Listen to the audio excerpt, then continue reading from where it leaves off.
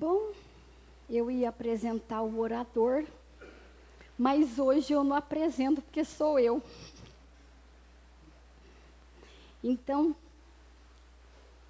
eu vou já falar do assunto que eu preparei com muito carinho. Faz uns 3 meses que eu estou preparando esse assunto para vocês, que eu sou rápida, muito rápida. Então, demorei só uns 3 meses. Mas é um conteúdo. Eu queria o tema, eu escolhi o tema.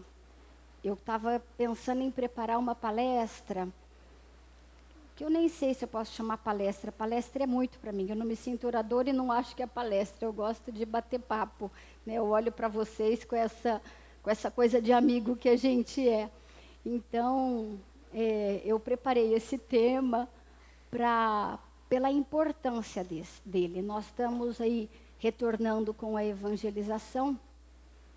E evangelização é um negócio que é de uma importância brutal e tem sido relegada a segundo plano, terceiro plano, quarto plano, ou então nem é considerada de cara. E isso é um crime. Aí eu falei, nossa, vou procurar. Dentro desse tema, eu vou procurar um assunto para isso, né? Para estudar e para levar para o pessoal. Fica uma carta na manga. Quando eu marcarem eu apresento esse tema. Aí, gente, eu comecei a pesquisar e aquilo foi me dando um aperto. As coisas que eu encontrei que o Emanuel fala para a gente. Eu falei, nossa Senhora, é um tema grande demais para minha pequenez. Porque eu não sei se eu vou conseguir passar toda a importância deste assunto. Mas eu vou tentar. Vamos lá. É um assunto rico que fala da nossa vida, do nosso dia a dia. É o evangelizar, o ato de evangelizar. De quem é a responsabilidade de evangelizar os nossos filhos? Aqueles que estão lá em casa. Que a gente pode pensar nas crianças daqui do centro, né, nas crianças carentes, mas vamos pensar naqueles lá de casa. O foco hoje é para eles. De quem é a responsabilidade? É minha? Como mãe? Não, do meu marido. É do pai. Não, é da madrinha. Não, dos avós. De quem é a responsabilidade? Do centro? É muito comum, é assustadoramente comum a gente ouvir pais falando que não vão levar para a religião os filhos pequenos, porque vão esperar que eles cresçam, porque eles decidem, quando eles forem grandes, lá eles decidem. Quando eles forem maduros, aí eles optam por uma religião. Por enquanto eu não posso interferir nisso. Chegam a se justificar. Aí a hora que o Emanuel vem numa mensagem e fala assim, quem escolhe a escola do seu filho? Você vai deixar ele crescer, esperar ele crescer para escolher a escola? O método pedagógico que ele quer ser educado? Quem escolhe a roupa do seu filho? Eu? O Mali levantou a mão. Então, a gente escolhe tudo que é importante na vida dos nossos filhos, porque nós temos essa noção de responsabilidade como pais.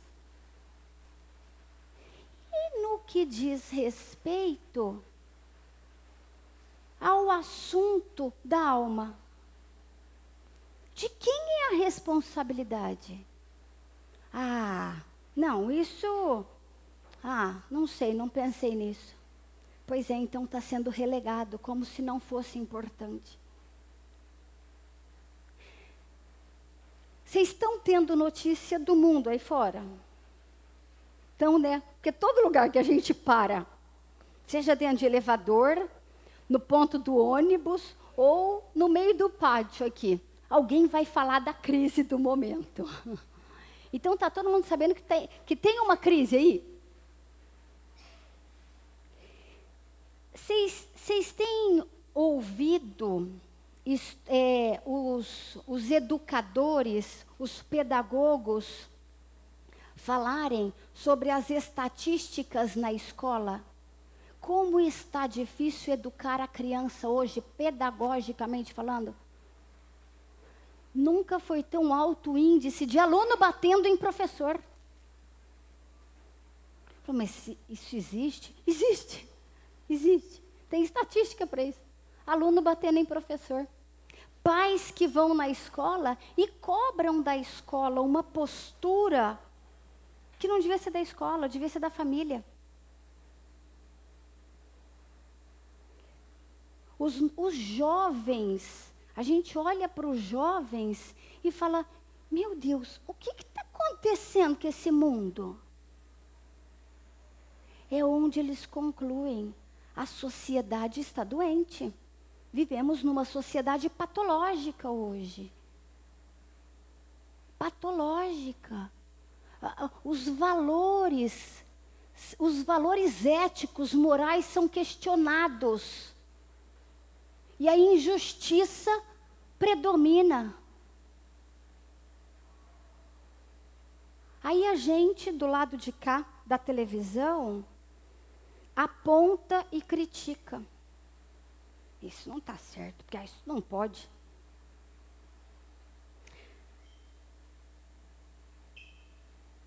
A estatística para o aumento de doenças psiquiátricas é outro dado assustador. O tanto de licença psiquiátrica que acontece. O aumento do consumo de antidepressivo. É assustador. Se a gente parar para pensar que a gente tem filho pequeno, ou sobrinho, ou afilhado, e é esse o mundo que eles estão indo em direção, ou já estão lá, dá um negócio dentro. Dá um negócio dentro, porque fala, meu Deus, então eu preciso preparar o meu filho para este mundo. Vou criar um guerreiro. Vou criar um filho forte. Você vai criar um matador? Você vai criar alguém para sair destruindo? É essa a ideia nossa de força. A ideia da essência, atualmente, na nossa cabeça, é essa. Então, não vou criar meu filho para guerrear. Então você vai criar o seu filho para quê? Para sofrer bullying? Porque na escola, a escola é cruel. A escola judia. Vocês lembram? Todo mundo foi judiado. Todo mundo sofreu bullying. Não é? Todo mundo sofreu bullying. Só que não tinha esse nome no nosso tempo. Né? Hoje é que é bullying. No nosso tempo não era. Era normal, era escola. Pega o ponto fraco da gente e malha. Aqueles apelidos, né? No recreio grita, xinga, é aquela beleza. Todo mundo passou por isso na escola. Como é que você vai ensinar o seu filho a lidar com este confronto? Porque ele vai passar por isso. Já está passando. E você, a sua postura? Você já definiu uma postura para lidar com essa educação?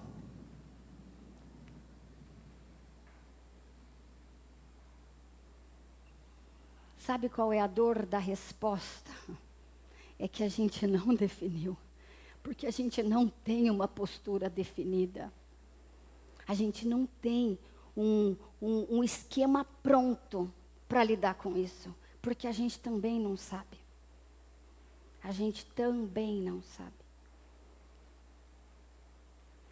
Então, como é que vai ser com os nossos filhos? Se eu estou consciente, meu filho, uma vez eu estava num curso uma vez em São Paulo, e um aluno levantou a mão e falou assim, e era um curso onde a gente aprendia técnicas de hipnose, né? Programação neurolinguística, então eram frases hipnóticas. Aí um aluno levantou a mão e falou, ele falou assim com o peito todo orgulhoso, né? Como se ele fosse arrebentar. Ele falou assim, ô Gilberto, eu já faço isso com meu filho. Quando ele está quase dormindo, eu fico inserindo mensagens na cabeça dele.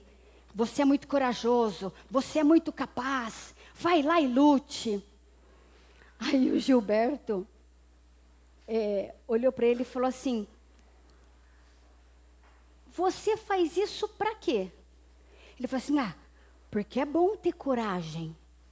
Aí ele falou assim, mas você tem ideia do material cognitivo que está dentro da cabeça do seu filho? E o tanto que a tua suposta boa mensagem pode chocar com o que está lá?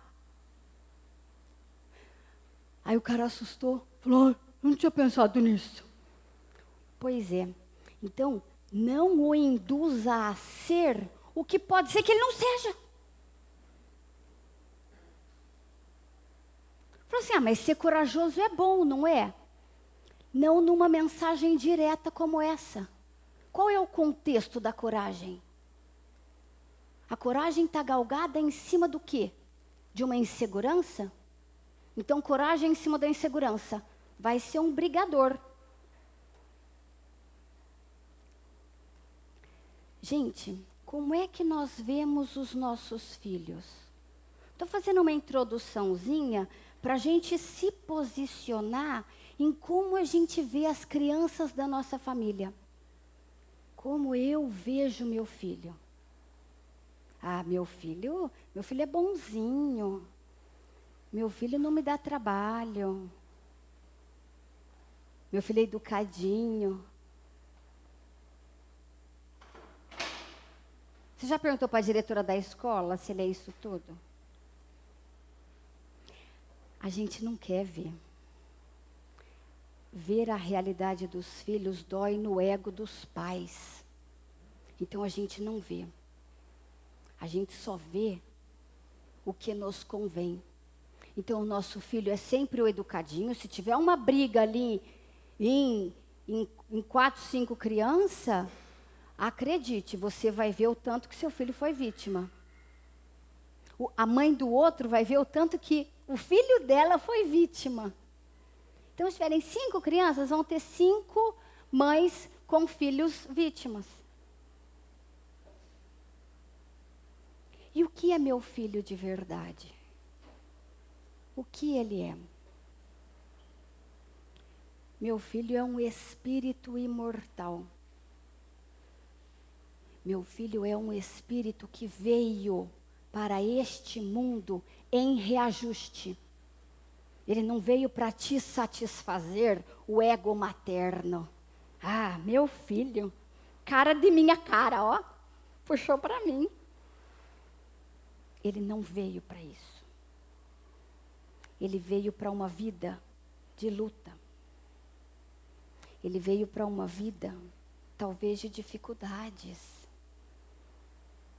Ele veio para uma vida onde ele vai ser confrontado nas fraquezas dele, que já o acompanham há séculos. E se o seu filho tiver um histórico de suicídio?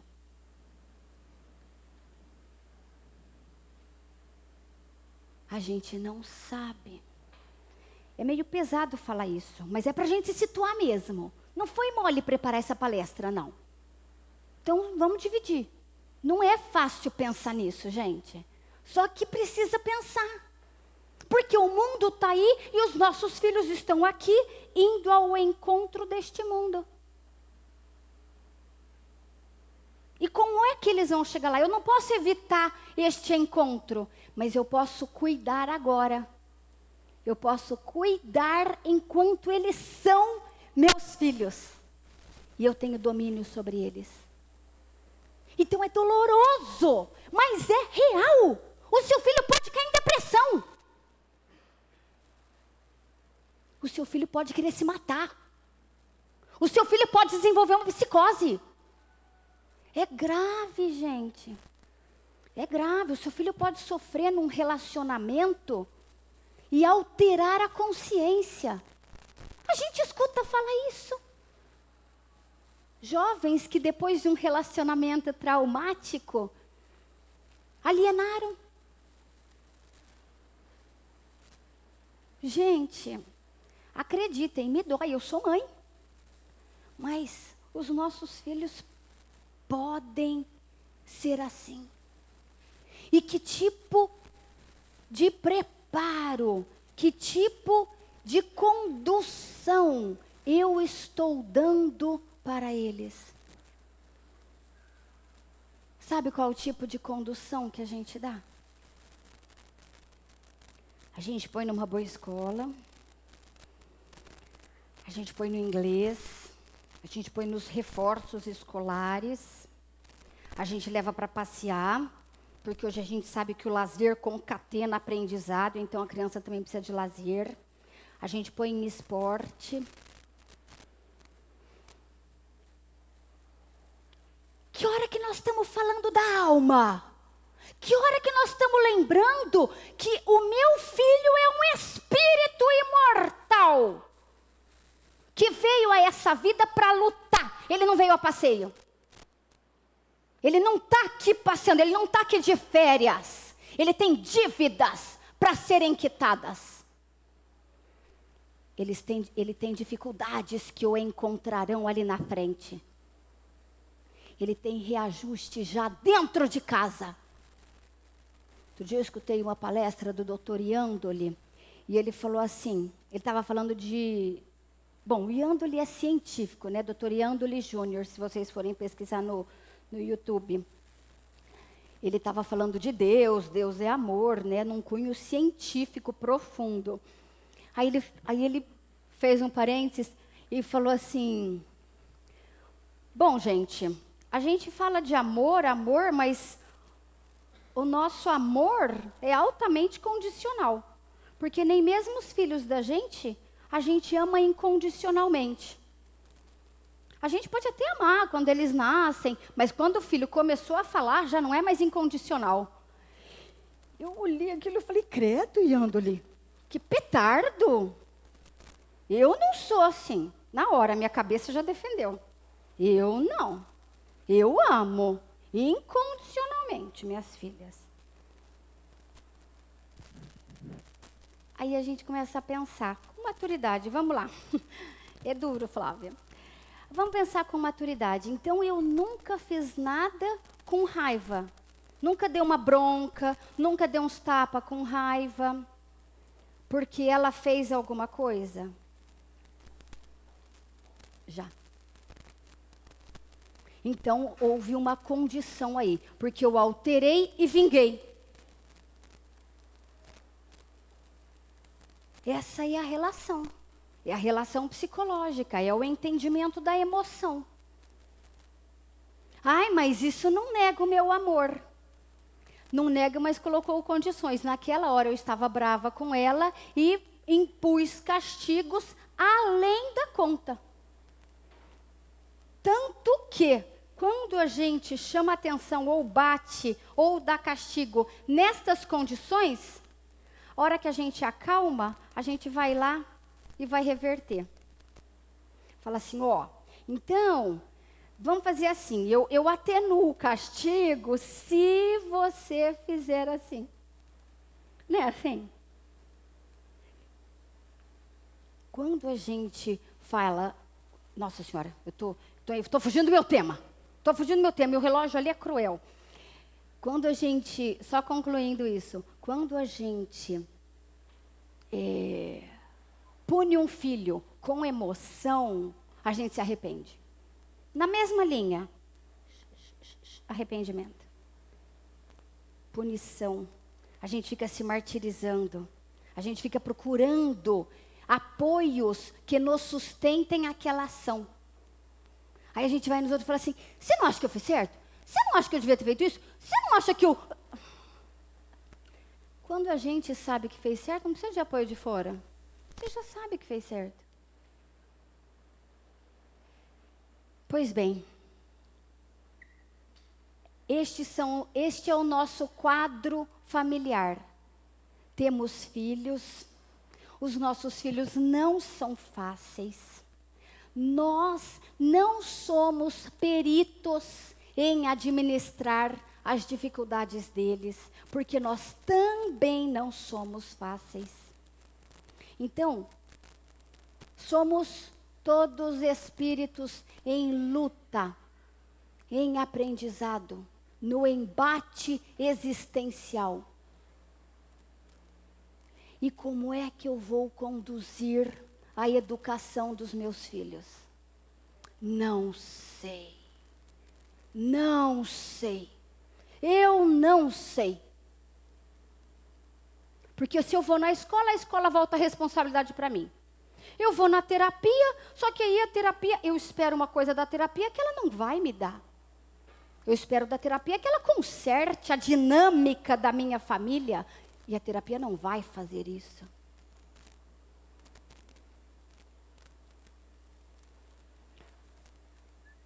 Jesus, quando passava pela Samaria, os discípulos foram buscar comida na aldeia próxima e ele foi no poço tomar água.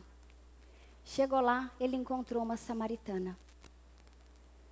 Aí ele falou assim, dá um pouco dessa água para mim. Aí a samaritana, tem lá um enredo ali, depois se vocês quiserem ler tudo, porque eu não vou aprofundar, senão eu não vou conseguir. Eu trouxe 25 livros para a gente estudar hoje, e não vai dar tempo, né? Mas esse livro aqui do Haroldo Dutra Dias, ele é a tradução do Novo Testamento, do grego para a língua portuguesa. Então, é uma delícia de ler e de entender.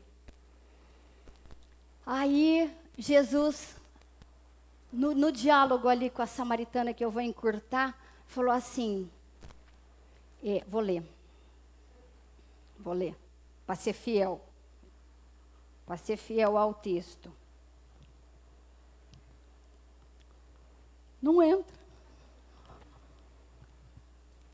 Oi, amor. Ai, entrou.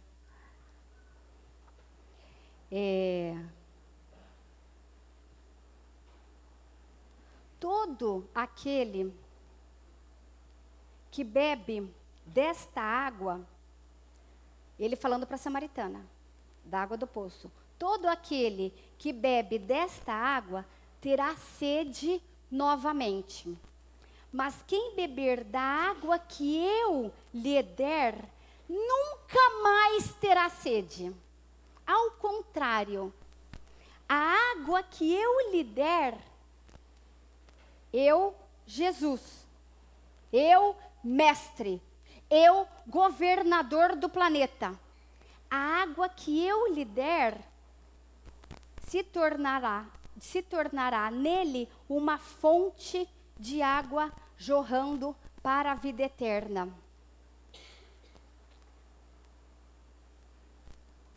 Aí tu me pedirias, dá-me de beber. Tu lhe pedirias e te daria a água viva. A água viva. Tem um trecho ali que eu não vou entrar, gente, né? Só explicando para vocês não acharem que é um pedaço perdido. Esse trecho da água viva que Jesus coloca para a samaritana é um trecho do Evangelho muito conhecido e muito falado. Qual que é a água viva? É uma água que a gente pega da torneira e toma? Qual que é a água viva? Vamos pensar. Podem falar. Palavra do Evangelho. A palavra, a água viva, é uma metáfora simbolizando aquilo que nos alimenta, não o veículo físico. Porque o veículo físico a gente alimenta com alimento material. E o veículo imortal, e o espírito, eu alimento com o quê? Com a água viva. Quem oferece essa água viva? Podem falar. Mesmo que eles falem errado. Só para me ajudar, gente. Quem? Quem vocês acham? O Emanuel. Hã? Quem? Uma pessoa. Jesus. Então, Jesus nos oferece a água viva. E essa água viva faz o que com a gente? Me ajudem, vamos concatenar. Porque nós vamos precisar disso. A água viva que Jesus nos oferece supre as necessidades da alma. Supre as necessidades da alma. Pois bem, o meu filho é um espírito imortal. E eu estou perdida com ele. Eu estou perdida. Agora eu acabei de me dar conta, porque a Carla fica falando de tragédia aí. A gente vem no centro para renovar a esperança e vem aqui a Carla e fica falando de tragédia. Mas a tragédia é só para descortinar a nossa necessidade de mudar de degrau. Porque se você continuar no degrau, a tragédia continua. Se você muda de degrau, aí a tragédia ficou embaixo. Concordam? Sim. Então vamos lá.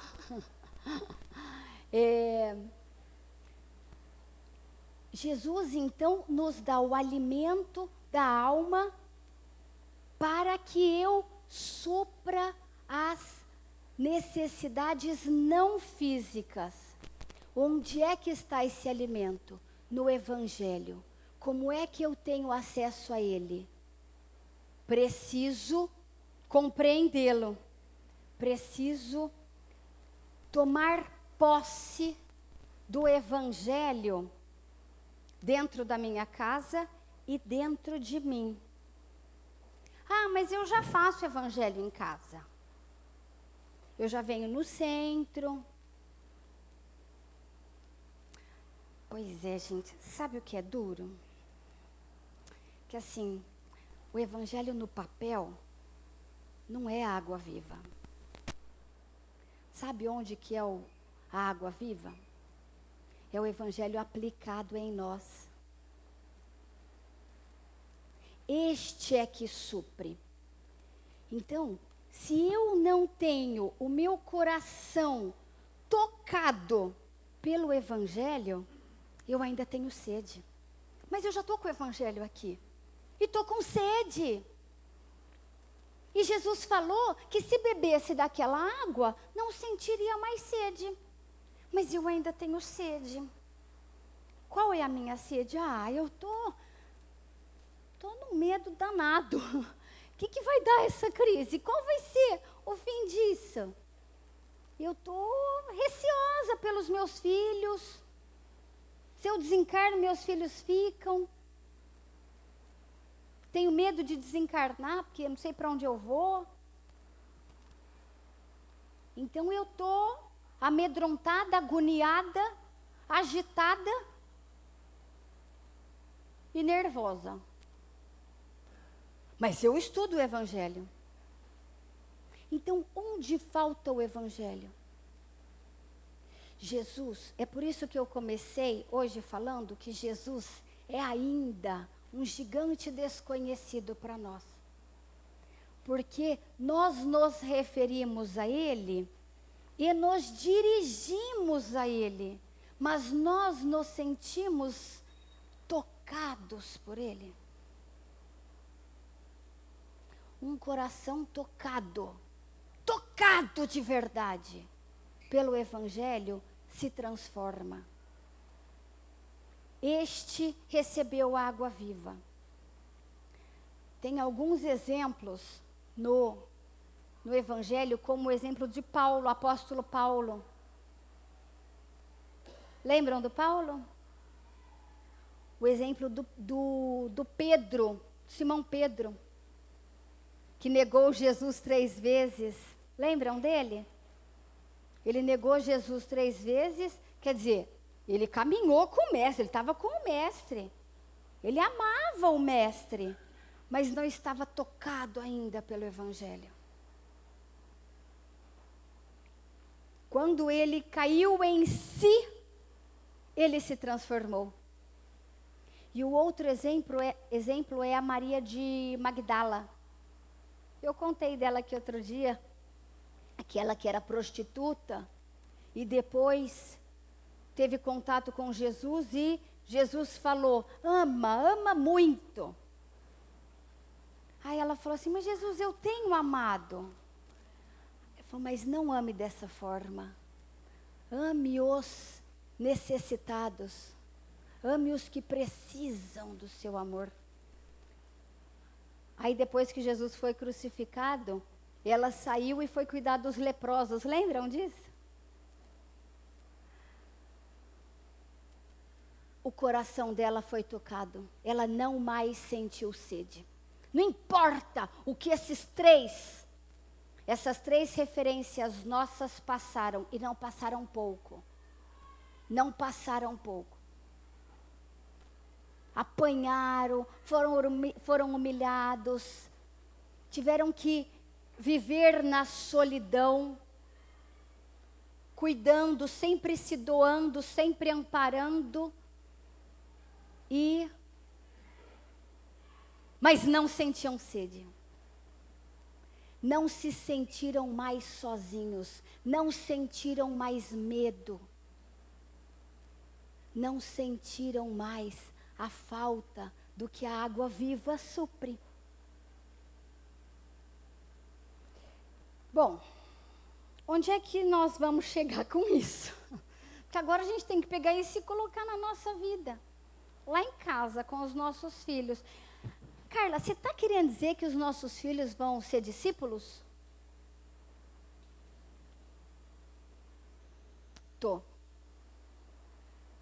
Eu ia falar não. Mas eu tô. Sabe por quê? Porque eu estou pensando nas minhas filhas. A hora que eu não estiver mais aqui, o que é que eu quero que elas sejam? De verdade. De verdade. Não mais com aquele conceito mundano de ganhar o mundo, ganhar a vida.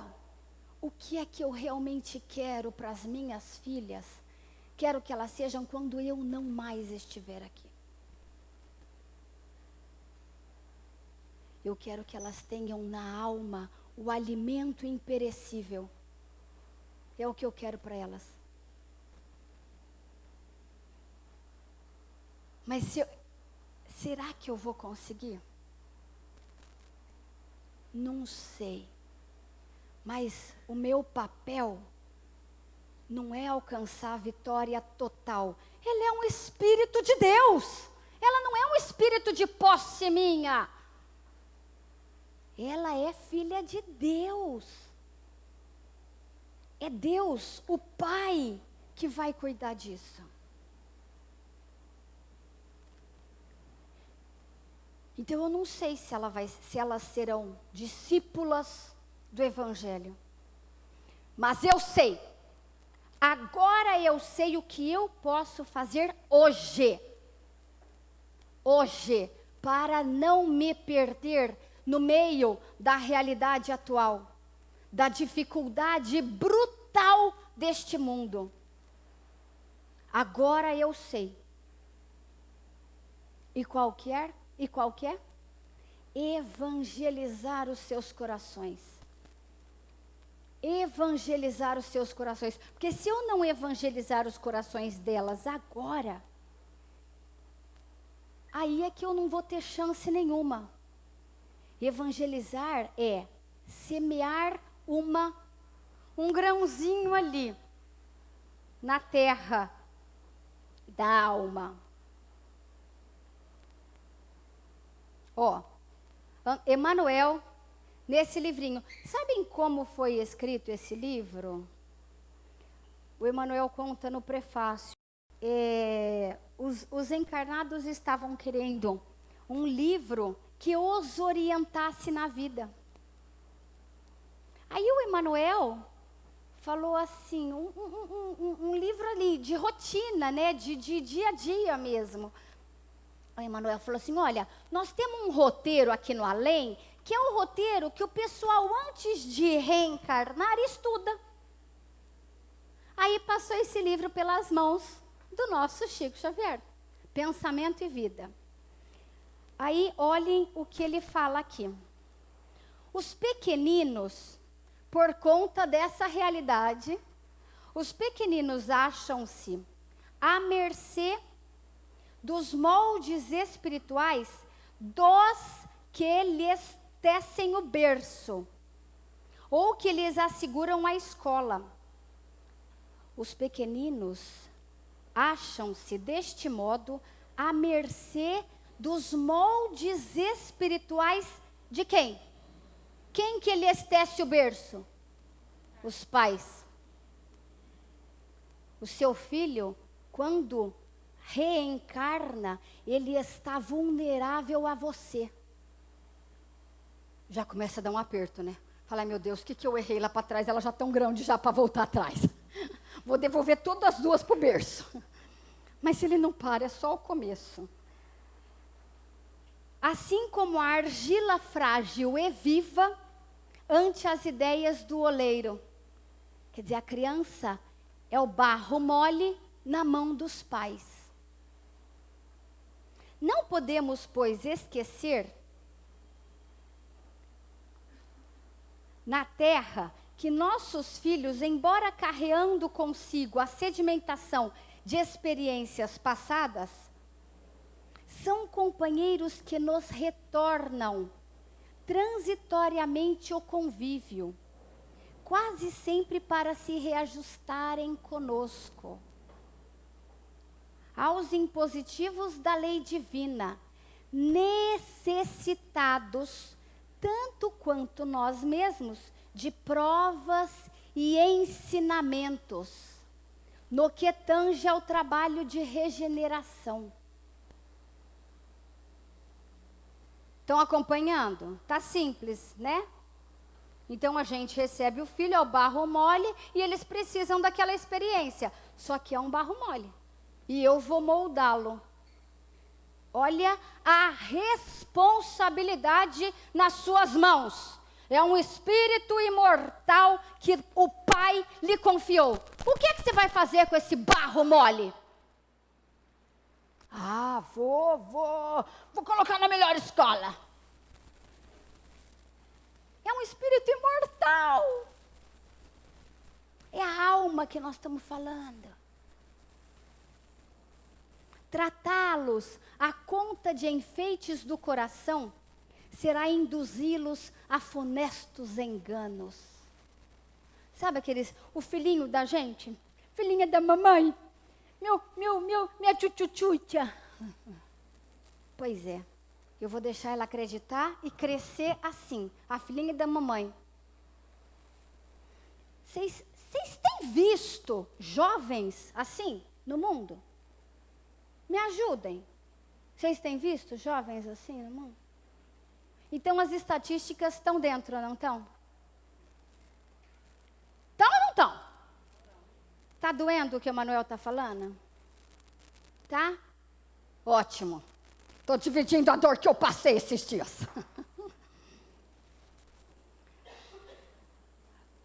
Será induzi-los a funestos enganos, porquanto, em se tornando ineficientes para a luta redentora, quer dizer, eu não preparo ele para a luta, ele não se torna eficiente.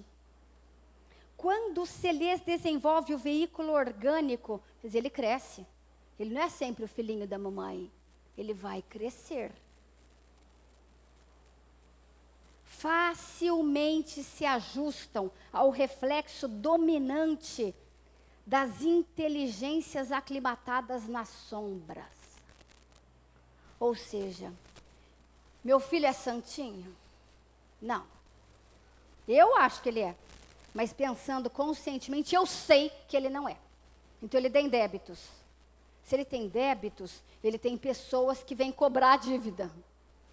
Se eu não preparo ele à luz do evangelho, enquanto o barro é mole, esse barro vai endurecer quando ele se crescer, e ele estará à mercê das sombras do seu passado. É isso que o Manuel está falando. Não dispara o coração da gente? Pois é.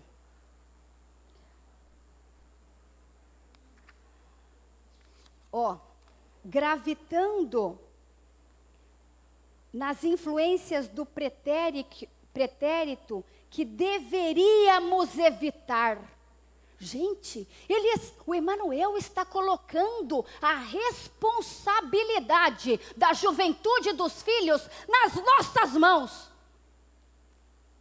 Ah, mas ele não é um espírito que vem assim do passado? É, só que ele nasceu no teu berço como um barro mole e veio para um reajuste.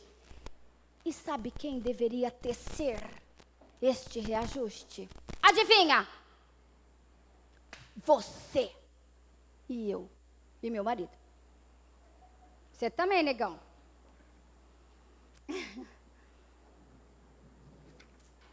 Deveríamos evitar. É assim que toda criança entregue à nossa guarda é um vaso vivo a arrecadar-nos as imagens da experiência diária. Competindo-nos, pois, o dever de traçar-lhes noções de justiça e trabalho, fraternidade e ordem. Qual é o exemplo que você tem dado aos seus filhos? Vou chutar. A gente corre para burro, a gente trabalha o dia inteiro, mal tem tempo para os nossos filhos, e para compensar a culpa que nos pega, a gente supre eles de coisas materiais e desnecessárias. Este é o conflito da família moderna. Ou seja, nós não estamos em acordo com o evangelho. Nós não estamos dando alimento para os nossos filhos. Não damos o alimento que eles precisam e vão precisar mais do que nunca. Porque eles vão morrer um dia. E pior, vai ser bem depois da gente. É grave isso, não é? Habituando-os desde cedo à disciplina e ao exercício do bem, com a força de nossas demonstrações. Ai, acho que eu não vou nem dormir essa noite.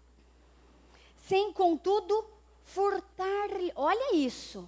Fala assim, ai, mas então a vida deles tem que ser assim, né? Evangelho, evangelho, evangelho.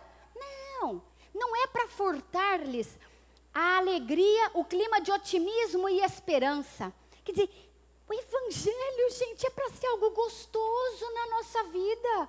É para ser aquele bálsamo no fim do dia. Você fala, meu Jesus, hoje o meu dia foi um caos. Não deu nada certo. Eu estou uma pilha de nervo. Mas agora vou sentar e vou conversar com o Senhor, porque o Senhor é meu melhor amigo. O Senhor é que vai me entender e vai aliviar isso que eu estou sentindo. É o Senhor. Então vou lá chegar uma pilha no final da tarde, no final do dia em casa, e vou ler um trecho do Evangelho, me banhar da água viva e resgatar a minha tranquilidade. É assim que a gente faz? Ai, que sorte, achei que era só eu que não fazia. Que susto que eu passei agora. Eu falei, essa pergunta é um risco. Vai que ninguém responde. Pois é. Então nós não estamos... Aqui, ó. Usar a palavra dele. Nós não estamos...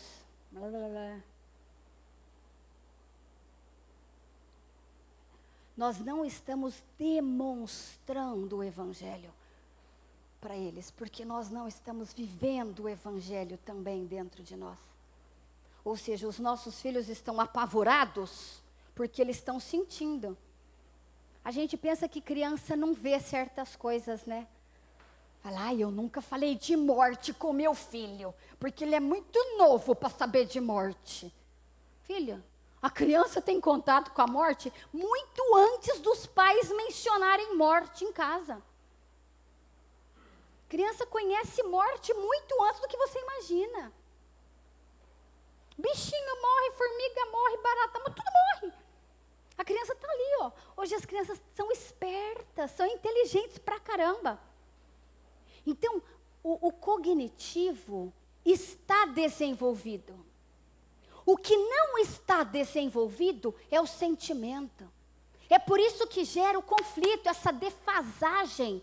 É por isso que o mundo fica nas medidas que está. Cadê o sentimento sendo elaborado à luz de Jesus? Faz 2000 anos que nós estamos ouvindo isso. Faz 2000 anos. Aí agora tem se falado em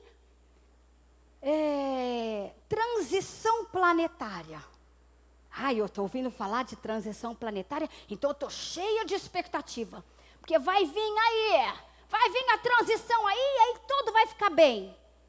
Gente, a transição não vai vir. A transição nós vamos fazer, gente. Essa transição depende de nós. Essa transição é o crescimento do sentimento dentro de nós. É o Evangelho no nosso coração. É isso que é a transição. Transição planetária não é o planeta que modifica, não. São as pessoas dentro do planeta que modificam. Que somos nós. Mas como é que nós vamos modificar se nós estamos deixando os nossos filhos crescer à mercê do vento que bate? Se nós não assumirmos o comando da educação evangélica dos nossos filhos, eles não serão educados. Porque ninguém mais vai assumir isso. E quando eles chegarem na fase adulta e precisarem deste recurso, eles não terão a semente dentro deles.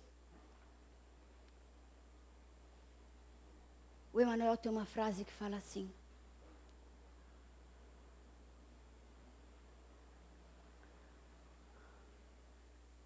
vou ler. Eu trago uma cola para esses momentos.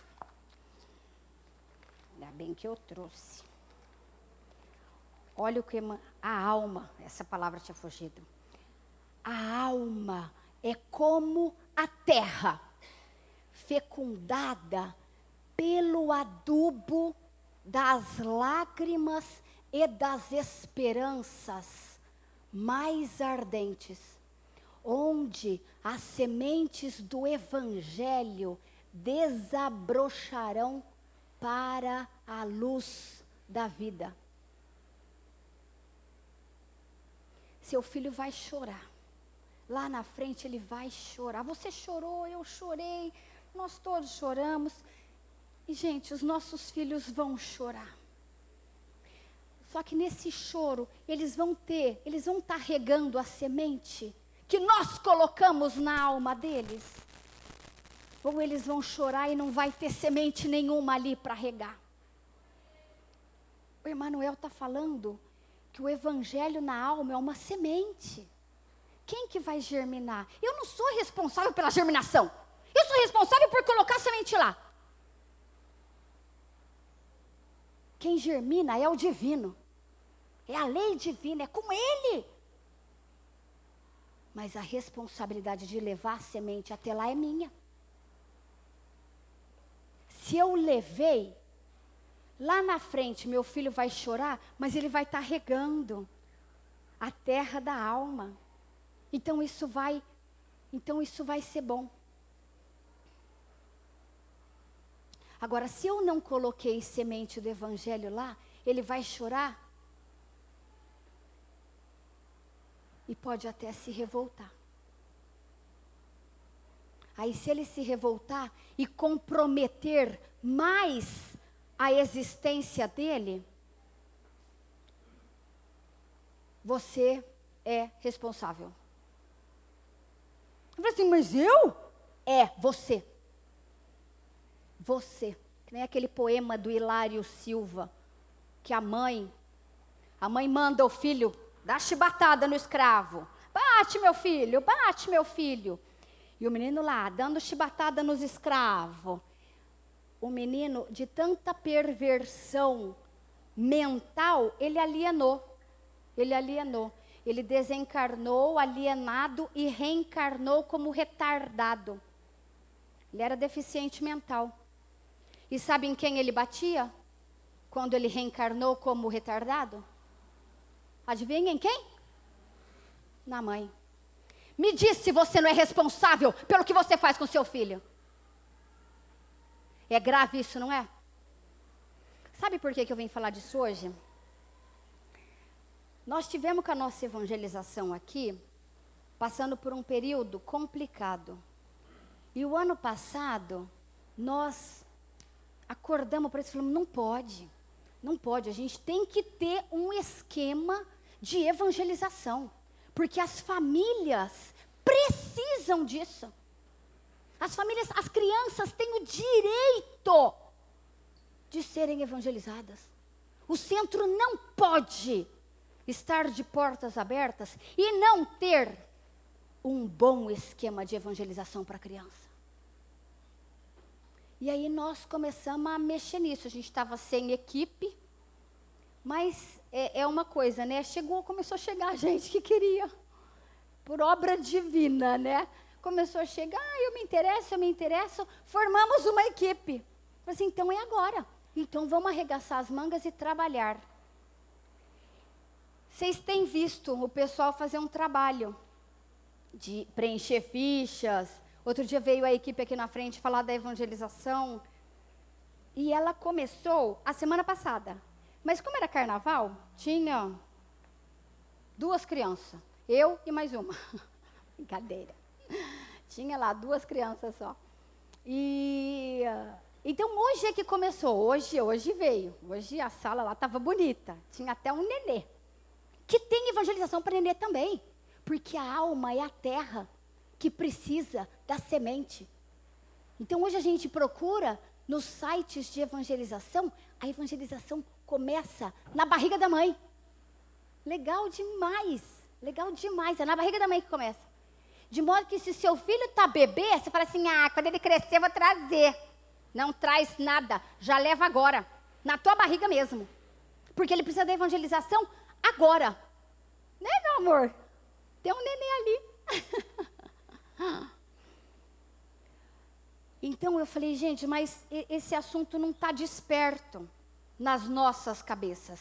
Falei, eu vou começar, vou preparar um assunto disso. E eu assustei com o que o Emanuel falou. Não é de assustar? Eu assustei. Falei, eu vou levar o susto agora, adiante. Nós estamos com um programa de evangelização. Que a gente quer que seja top. A gente quer que seja bom. A gente quer que atraia as crianças. Então, nos ajudem.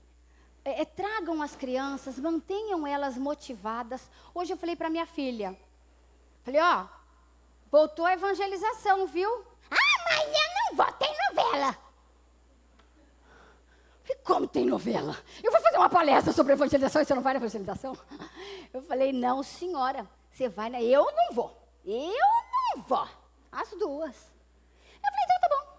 Vocês não vão? Então sexta-feira não tem clube, não tem parque ecológico e não vai trazer nenhuma amiga aqui em casa.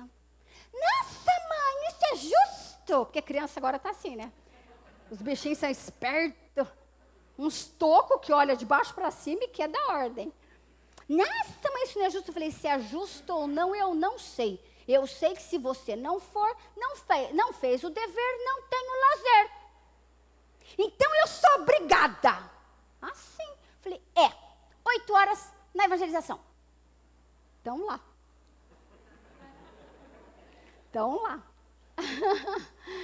Então, gente,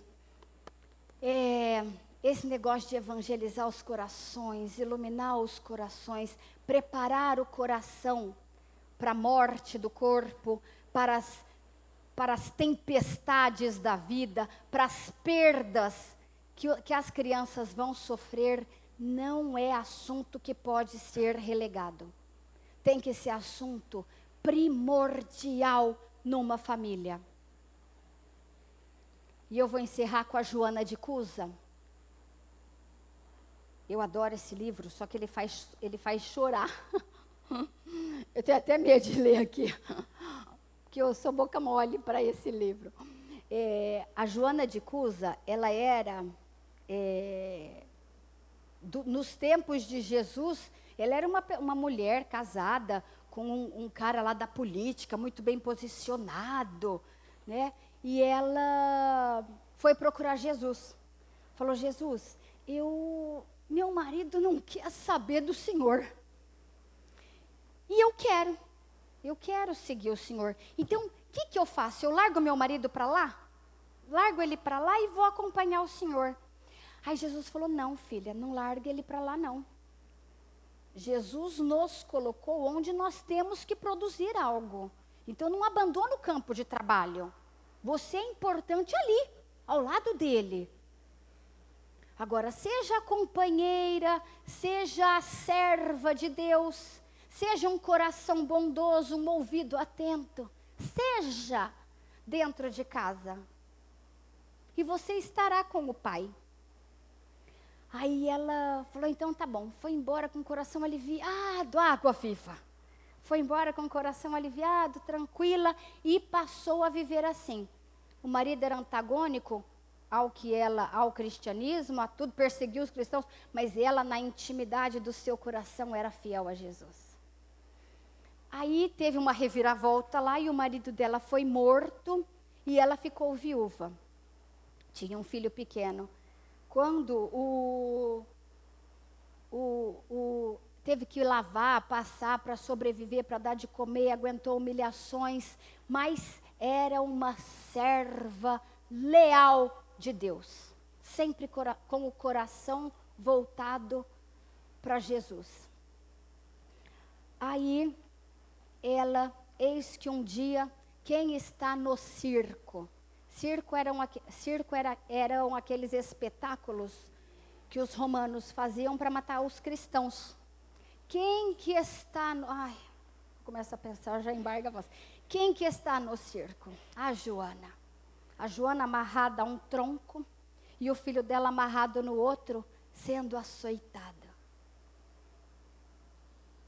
E ela fala assim, e o feitor, lá o soldado romano, grita, abjura o teu Cristo, abjura! E ela, tranquila, concisa, firme em Jesus. Repassa assim, passa um filme da vida dela, para ela desencarnar daquela forma num tronco, com o filho sendo açoitada. Dá para imaginar a dor dessa mãe? Aí o filho dela, não satisfeita com a dor, o filho dela ainda começa a gritar, abjura, mãe! Abjura a esse Jesus por mim que sou seu filho. Aí aquilo bateu nela, porque ela falou, meu Deus, eu negar ao mestre de amor é negar ao que eu sou, é negar a minha vida. Não posso negar e virar as costas. Aí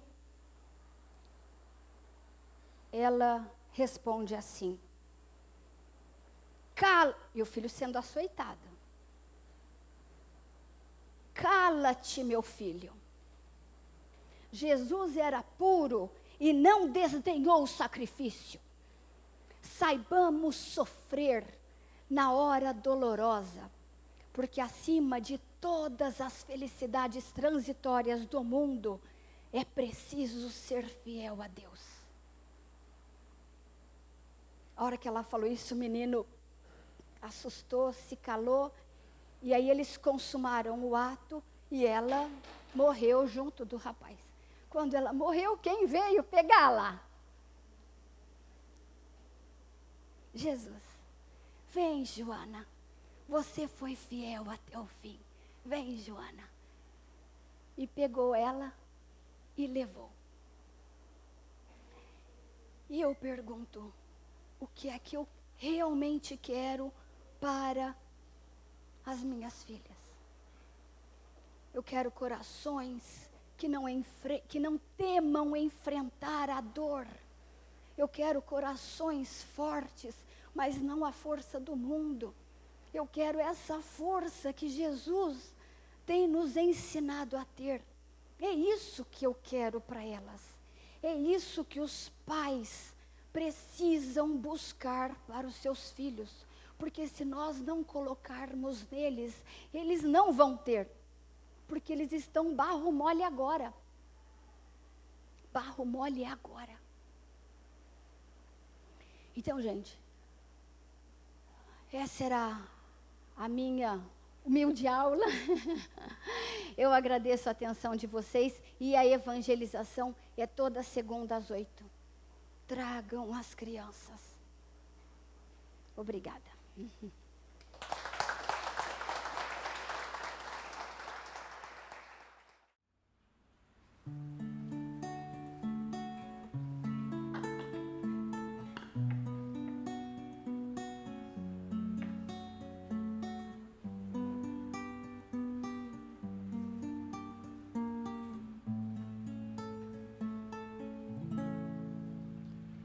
Jesus, no silêncio da prece, teus irmãos a ti pedem paz, para aliviar um pouco as aflições.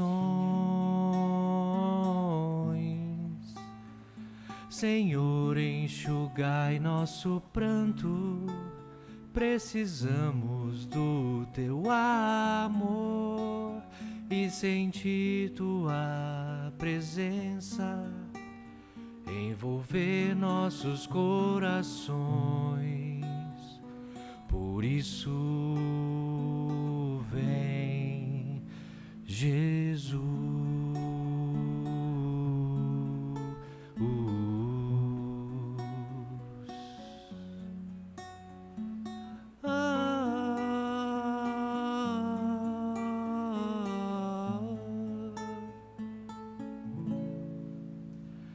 Jesus, no silêncio da prece, teus irmãos a ti pedem paz, para aliviar um pouco as aflições.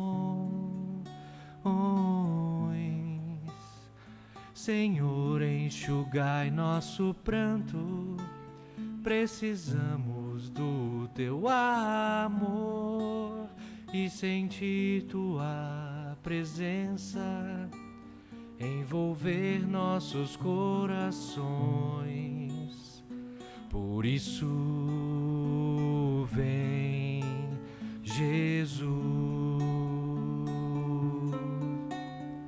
ir ao teu encontro, queremos te seguir e afastar o mal da terra e acabar de vez a guerra, e caminhamos juntos rumo à luz. Ir ao teu encontro, queremos te seguir e afastar o mal da terra e acabar de vez a guerra, e caminhamos juntos rumo à luz.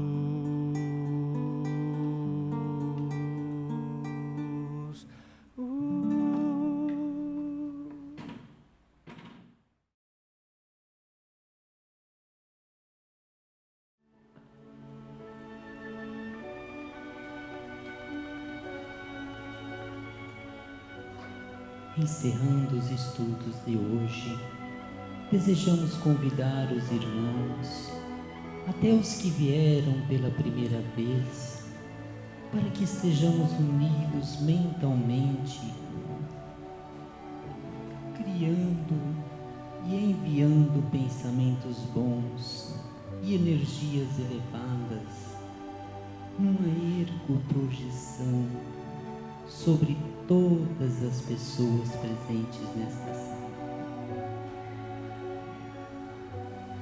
Aproveitando a oportunidade que este maravilhoso momento de oração nos oferece, que a participação seja mais intensa e mais valiosa.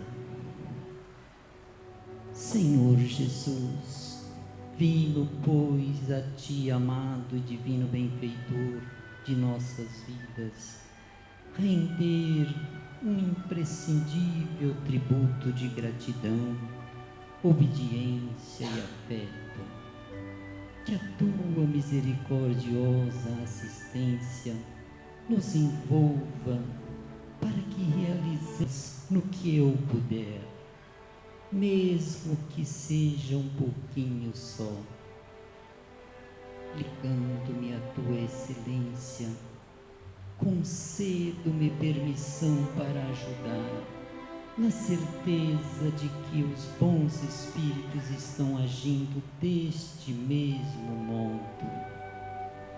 Imagino meu coração iluminado por forte intenção amorosa.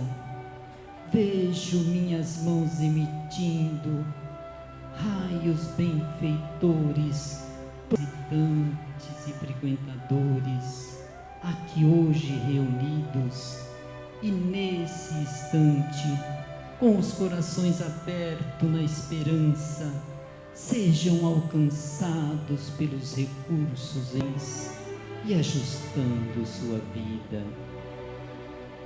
Fora desta sala, quero envolver nos mesmos benefícios todos os que eu conheço, começando com o pessoal aqui do centro, os frequentadores, os assistidos, os servidores e os benfeitores, e continuando com os meus familiares, a quem tanto devo, passando pelo meu ambiente de trabalho, ao qual eu abençoo e agradeço, e terminando com os meus adversários do caminho, a quem eu envolvo em sinceras vibrações de paz, de saúde e de alegria.